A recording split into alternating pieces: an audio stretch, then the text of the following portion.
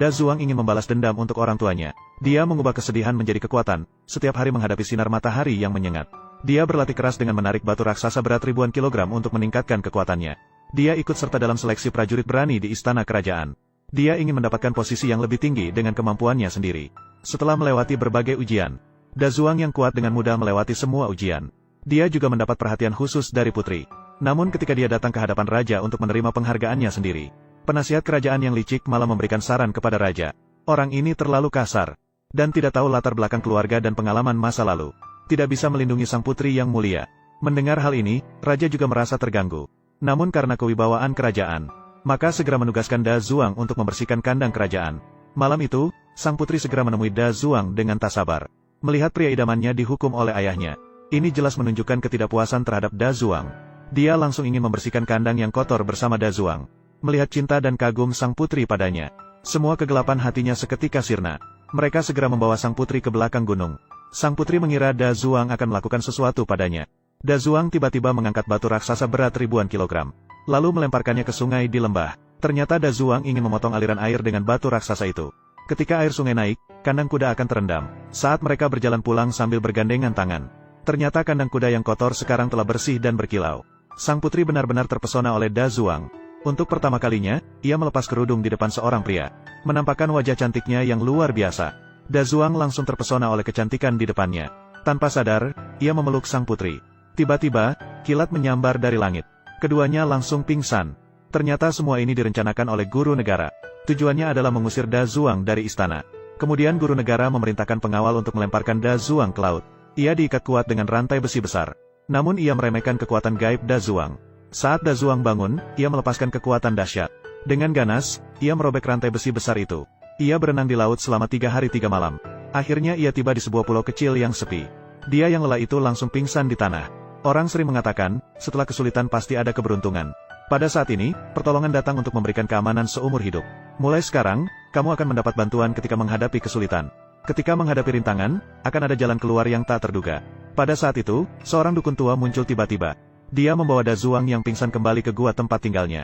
Setelah beberapa hari istirahat, Da Zuang akhirnya pulih kembali. Dukun tua segera melihat keistimewaan Da Zuang. Darah keturunan dewa yang mengalir dalam tubuhnya, mampu membuatnya tetap awet muda. Mereka langsung membuat kesepakatan. Asalkan Da Zuang memberikan mangkuk darah, mereka akan membantu menemukan ayah kandungnya. Namun, Da Zuang tidak punya pilihan selain menyetujuinya. Dengan cepat, sang dukun wanita memotong pembuluh darahnya, meneteskan seluruh mangkuk darah itu, lalu langsung diminum habis. Tak lama kemudian, keriput di wajahnya mulai memudar. Dalam sekejap mata, dia berubah menjadi seorang wanita cantik yang bercahaya. Da Zuang terpesona oleh kecantikan di depan matanya. Sang dukun wanita juga memenuhi janjinya, dan memutuskan untuk menemaninya, serta memberinya 2 senjata untuk perlindungan diri. Selanjutnya adalah mencari ayah Da Zuang, 2 harta karun yang tersisa di dunia. Begitulah, kedua orang itu tiba di gua harta karun. Begitu masuk, mereka langsung dihadang oleh mekanik yang berjaga di sana, menghalangi jalan mereka. Meh monster terus menembakkan gelombang energi ke arah Da Zuang. Da Zuang kewalahan oleh serangan tersebut. Dengan petunjuk dari penyihir, langsung mengangkat perisai untuk bertahan. Gelombang energi dipantulkan kembali ke Meh monster. Meh monster langsung lenyap.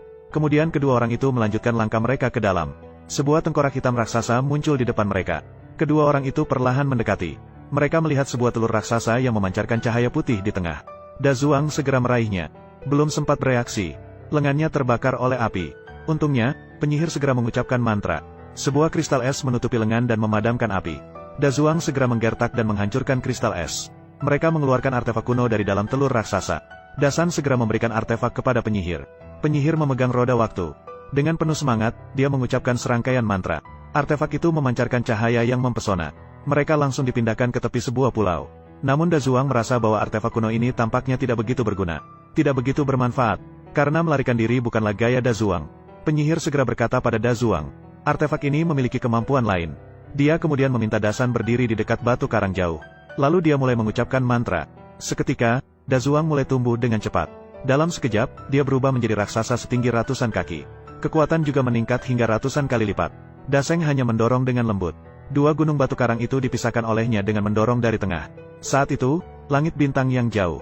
Dewi tidak bisa menahan diri melihat segala sesuatu di depannya. Dia segera ingin mengambil kembali cakram ruang waktunya. Tetapi Zeus kali ini bersikeras. Langsung menolak gagasan Dewi. Mengira ini adalah hadiah yang sengaja ditinggalkan untuk Daseng di dunia manusia. Kemudian keduanya pergi mencari mukjizat terakhir. Daseng menggunakan kekuatan ilahi untuk menjatuhkan pintu batu. Yang terlihat adalah kereta perang Yunian yang berkilauan. Dengan adanya alat terbang ini, dia bisa pergi ke istana surga untuk mencari ayah kandungnya. Daseng dengan gembira membuka lubang besar di tembok batu. Lalu dia membiarkan penyihir naik ke kereta perang Yunian. Dan dia mengangkat tali yang mengikat batu besar. Berputar terus-menerus. Lalu dilemparkan ke langit dengan keras. Dengan demikian, keduanya naik kereta perang menuju langit yang tak berujung. Namun, saat mereka hampir sampai ke istana Dewa Raja, tali tarik yang terikat pada batu besar tiba-tiba putus. Keduanya langsung jatuh dari langit dan terjatuh ke laut. Mereka baru saja tiba di pantai ketika terdeteksi gelombang suara sensitif yang dilepaskan oleh monster mekanik guru negara. Kemudian menembakkan sinar laser mematikan ke arah Da Zuang. Untungnya, sang penyihir dengan cepat menyadari dan mencegah serangan mematikan pada Da Zuang. Setelah sadar, Da Zuang segera mengambil jangkar kapal di tanah, menyerang makhluk mekanik. Setelah beberapa kali menggunakan jangkar, makhluk mekanik akhirnya tenggelam ke dalam laut, memeluk sang penyihir yang perlahan kehilangan nyawanya di pelukannya. Memikirkan bahaya yang mereka alami bersama selama waktu itu, Da Zuang yang marah memutuskan untuk mencari guru negara untuk membalas dendam atas penyihir. Namun yang tidak disangka, ketika ia mencapai istana, namun diaktifkan oleh penjaga istana tombol mekanisme. Terjebak dalam perangkap yang sudah disiapkan sebelumnya. Di dalam penjara yang gelap, Da Zuang terikat oleh rantai besi yang kuat pada keempat anggota tubuhnya. Ketika ia bangun, Da Zuang marah dan memutuskan rantai yang mengikat tubuhnya. Beberapa prajurit mencoba mendekat untuk mengendalikannya, namun semuanya dengan mudah dijauhkannya hingga 10 meter. Pada saat itu, Raja datang. Dengan tangan yang berubah menjadi roket, ia menyerang Da Zuang. Ternyata semua ini adalah ulah sang raja. Dewi untuk mencegah Da Zuang menemukan ayahnya. Maka ia membuat kesepakatan dengan raja untuk menghapus Da Zuang dari dunia ini.